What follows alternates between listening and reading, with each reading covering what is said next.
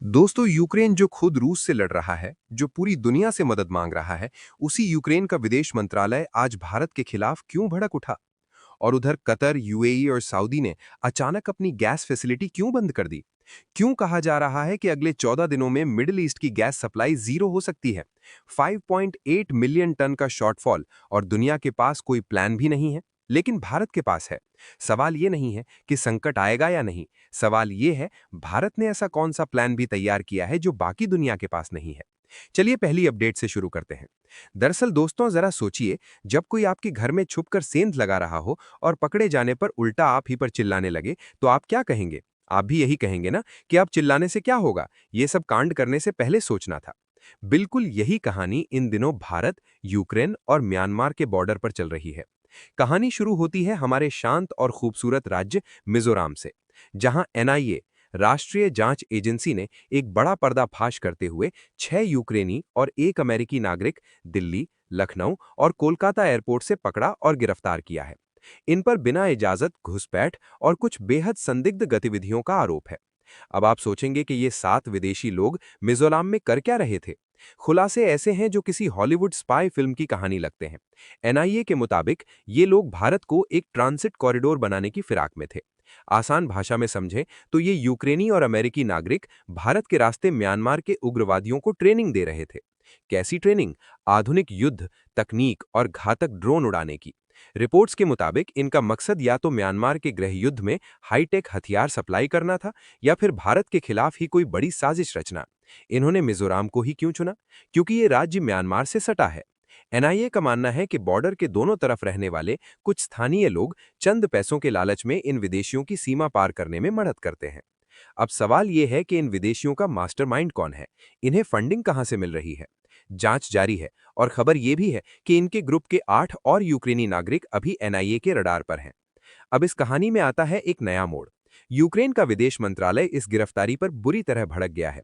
Reuters की report के मुताबिक यूक्रेन ने इसे अधिकारों का उल्लंघन बताते हुए अपने नागरिकों की तुरंत रिहाई की मांग की है।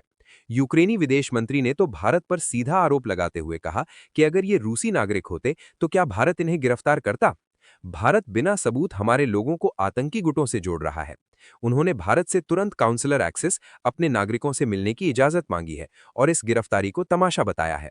भारत सरकार ने अभी तक इस पर कोई आधिकारिक बयान नहीं दिया है, लेकिन दोस्तों जरा खुद सोचिए, टूरिस्ट वीजा के नाम पर भारत आना, उन प्रतिबंधित इलाकों में जाना जहां विदेशियों की एंट्री बैन है, और वहां जाकर ऐसी संदिग्ध ड्रोन एक्टिविटी करना, क्या ऐसे लोगों को यूं ही खुला छोड़ देना चाहिए? हमारे देश ने पहले ही पाकिस्तान की तरफ से बहुत दंश झेला है। क्या अब म्यांमार बॉर्डर से भी ये सब होने दें? अब इस कहानी का सबसे बड़ा सस्पेंस सुनिए। आखिर हमारी एजेंसियों को इन घुसपैठियों की भनक लगी कैसे? ये खुफिया इनपुट किसी और ने नहीं, बल्कि सीधे रूस ने दिया था। जी हां, हिंदुस्तान टाइम्स और कई अन्य रिपोर्ट्स में यह साफ बताया गया है कि रशियन इंटेलिजेंस ने ही सबसे पहले भारतीय एजेंसियों को अलर्ट किया था कि ये 6 यूक्रेनी और 1 अमेरिकी नागरिक म्यांमार में उग्रवादियों को ट्रेनिंग दे रहे हैं। इसी रशियन टिप ऑफ ए के बाद ही एनआईए का ये बड़ा ऑपरेशन शुरू हुआ और ये लोग धरे गए। चलिए अब बढ़ते हैं नेक्स्ट बड़ी अपडेट की तरफ। अब तक जो हो रहा था वो सिर्फ शुरुआत थी। असली झटका अब आने वाला है और उसका असर सीधे भारत पर पड़ेगा। दरअसल एक कहावत है, जो दूसरे के लिए कुआं खोदता है अक्सर वही सबसे पहले उसमें गिरता है। मिडिल ईस्ट में वो कुआं अब तैयार हो चुका है और अब बारी है उसमें गिरने की। यूएई ने जीरो गैस प्रोडक्शन अनाउंस कर दिया, यानी फिलहाल वहां गैस का उत्पादन पूरी तरह रोक दिया गया है। कतर की दुनिया की सबसे बड़ी एलएनजी फैसिलिटी ऑफलाइन हो चुकी है और ईरान की डांसिंग बैलिस्टिक मिसाइल्स, जिन्हें इंटरसेप्ट करना नामुमकिन साबित हो रहा है, अभी भी थमी नहीं है। पर असली सवाल यह है, इस तबाही की सबसे भारी कीमत कौन चुकाएगा? यूरोप, पाकिस्तान, बांग्लादेश या भारत? जवाब सुनकर आप हैरान रह जाएंगे। हमने आपको पहले ही आगाह किया था, जितना ये युद्ध बढ़ेगा उतना डोनाल्ड ट्रंप मिडिल ईस्ट को रेत पर ला खड़ा करेंगे, और अब वो वक्त आ गया है। मिडिल ईस्ट की वो ऑनल गैस और एनर्जी जो दशकों से पूरी दुनिया को चलाती आई है, वो अब एक एक करके बुझती जा रही है। यूएई ने officially zero gas production announce कर दिया है।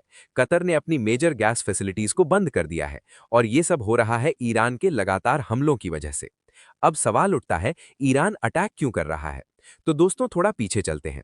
19 मार्च की रात करीब 10:30 बजे एक बड़ी खबर आई। इजराइल ने ईरान के साउथ पार्स गैस फील्ड पर हमला कर दिया। अब ये साउथ पार्स कोई साधारण गैस फील्ड नहीं है, ये दुनिया की सबसे बड़ी गैस फील्ड है। ईरान की मेजर गैस प्रोडक्शन यहीं से होती है।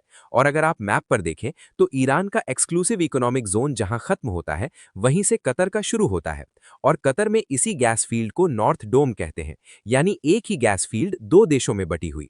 इसराइल ने मारा ईरान की तरफ, पर नुकसान दोनों को हुआ। और इसके जवाब में ईरान ने बैलिस्टिक मिसाइलें दाग दी। पर ये कोई साधारण मिसाइलें नहीं थीं। दुनिया इन्हें डांसिंग बैलिस्टिक मिसाइल्स बुला रही है, क्योंकि ये हवा में इस तरह बल खाते हुए जाती हैं कि इन्हें इंटरसेप्ट करना लगभग नामुमकिन हो जाता है। और ये कई सारे टारगेट्स पर एक साथ हमला कर रही हैं। ये एक बात साफ कर देता है, ईरान की काउंटर अटैक करने की क्षमता खत्म नहीं हुई, वो अभी भी पूरी तरह इंटैक्ट है। अब डोनाल्ड ट्रंप कह रहे हैं, हमने तो उनकी आर्मी खत्म कर दी, उनके पास बस 2-4 ड्रोन बचे हैं। लेकिन जमीनी हकीकत इसके बिल्कुल उलट है।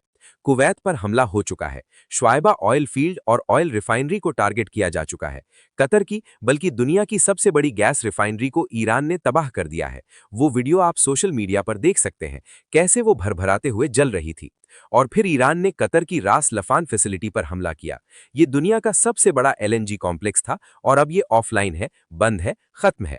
इसके अलावा यूएई का शाह गैस प्लांट, उस पर भी ड्रोन स्ट्राइक हुई, और यूएई की कई और गैस फील्ड्स को पूरी तरह शटडाउन करना पड़ा। अब आप कहेंगे, भाई इजराइल ने हमला किया तो ईरान एंड मिडिल ईस्ट के देशों को क्यों घसीट रहा है? क्योंकि इन्हीं देशों से यूरोप को गैस जाती है। कतर में यूरोपीय गैस इंफ्रास्ट्रक्चर है, जहां से सीधे यूरोप को सप्लाई होती है। ईरान ने उसी को टारगेट किया है। और जब ट्रंप से पूछा गया, कतर के साथ तो आपका डिफेंस पैक्ट है, फिर कतर पर हमला क्यों हो रहा है, तो ट्रंप ने कहा, हमें तो पता ही नहीं था कि इजराइल ये हमला करने वाला है। पर दुनिया जानती है, बिना अमेरिकी शह के इजराइल इतना बड़ा कदम नहीं उठा सकता था। और अब ये युद्ध एनर्जी सिक्योरिटी तक पहुंच चुका है। मिडिल ईस्ट का एनर्जी इंफ्रास्ट्रक्चर तबाह हो रहा है, और इसका असर भारत पर भी पड़ेगा। भारत ने खुद ऑफिशियली कहा है, ये हमें इम्पैक्ट कर रहा है। असली सवाल यह है, मिडिल ईस्ट की गैस प्रोडक्शन जब जीरो की तरफ जा रही है, तो ग्लोबल इकोनॉमी पर क्या असर होगा, और कैसे ये बांग्लादेश और पाकिस्तान जैसी अर्थव्यवस्थाओं को पूरी तरह बर्बाद कर देगा। दोस्तों, जो attack Qatar, UAE and Kuwait पर हुए हैं, उनसे गैस प्रोडक्शन पूरी तरह ठप हो चुकी है। अब अगर कतर आज भी अपनी गैस फैसिलिटी को रीस्टार्ट करना चाहे, तो कम से कम 14 दिन लगेंगे। पहले हमले से बड़े तापमान को कम होने देना होगा, फिर डैमेज्ड इक्विपमेंट ठीक करने होंगे, फिर एलएनजी प्रोड्यूस होगी, और तब जाकर फुल ऑपरेशन में आएगी। और यूएई की हालत भी अलग नहीं है। अब जरा सोचिए, मिडिल ईस्ट पूरी दुनिया को लगभग 19% गैस सप्लाई करता है। अगर इसे रिप्लेस करना हो तो अमेरिका, रूस, ऑस्ट्रेलिया, नाइजीरिया, अल्जीरिया, ट्रिनिडाड, इन सब को मिला दो तो सिर्फ 2 मिलियन टन की सप्लाई बन पाएगी, जबकि शॉर्टफॉल है 5.8 मिलियन टन का। यानी दुनिया को गैस की भारी कमी का सामना करना पड़ेगा। और एक और बात, मिडिल ईस्ट की गैस में एक सल्फर का खास लेवल होता है। अमेरिका या रूस की गैस उससे बिल्कुल अलग होती है। जो इंडस्ट्री मिडिल ईस्ट की गैस पर चलती है, वो रातों रात अमेरिकी गैस पर शिफ्ट नहीं हो सकती। उन्हें अपना पूरा इंफ्रास्ट्रक्चर बदलना होगा। अब सबसे अहम सवाल, इस पूरी तबाही की सबसे भारी कीमत कौन चुकाएगा? वो देश जिसकी इकोनॉमी की नब्ज सिर्फ एक पाइपलाइन पर टिकी है, जो अपनी 99% गैस की जरूरत के लिए कतर का मुंह ताकता है, जिसके पास न डाइवर्सिफिकेशन है, न पैसा, न विकल्प। जब ये पाइपलाइन सूखेगी तो उस देश में कारखाने बंद होंगे, बिजली जाएगी, और एक इकोनॉमी जो पहले से जिंदगी और मौत के बीच झूल रही है, वो पूरी तरह ढह जाएगी। नाम तो आप जानते ही हैं। जी हाँ, हम बात कर रहे हैं पाकिस्तान की। और पाकिस्तान अकेला नहीं है, और उसके बगल में एक और देश है, बांग्लादेश, जो 70% गैस के लिए कतर का मोहताज है। वही देश जो कुछ महीने पहले तक भारत को आंखें दिखाता था। जो बांग्लादेश कल तक भारत को धमकियां देता था, वो अब भारत के सामने हाथ जोड़कर खड़ा होगा और कहेगा, प्लीज हमें गैस दो। और भारत इस तूफान में एक मजबूत पेड़ की तरह खड़ा है। भारत की पूरी अर्थव्यवस्था में गैस का योगदान सिर्फ 6% है। हमारी ज्यादातर एनर्जी पेट्रोल, डीजल और कोयले से आती है, और भारत जो गैस इंपोर्ट करता है, उसमें मिडिल ईस्ट का हिस्सा सिर्फ 50% है, बाकी दूसरे देशों से आती है। यानी भारत ने अपनी गैस सप्लाई चेन को डाइवर्सिफाई करके रखा है। असर पड़ेगा, पर उतना नहीं जितना पाकिस्तान और बांग्लादेश पर। दोस्तों, सबसे भयानक तस्वीर तो यूरोप की है। 30% गैस की कमी। रूस पहले से दरवाजा बंद कर चुका है। सैंक्शन के बाद रूस ने खुद देने से मना कर दिया। अब मिडिल ईस्ट की बातें भी बुझ रही हैं। यूरोप की इकोनॉमी जो पहले से लड़खड़ा रही थी, अब एक ऐसे तूफान की चपेट में आने वाली है जिसके लिए वो तैयार नहीं था।